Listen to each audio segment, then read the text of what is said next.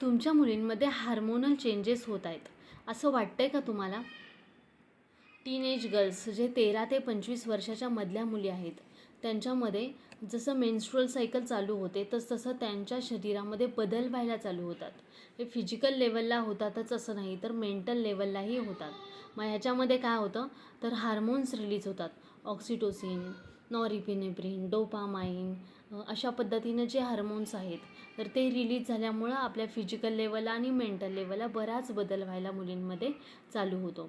तर हे hormones release झाल्यामुळं काय होतं, तर ॲट्रॅक्शन अँड डिस्ट्रॅक्शन वाढलं जातं. मोस्टली हे अट्रॅक्शन कसं, जसं चुंबक आकर्षिलं जातं तसं अदर जेंडरकडं आकर्षिल्या जातात.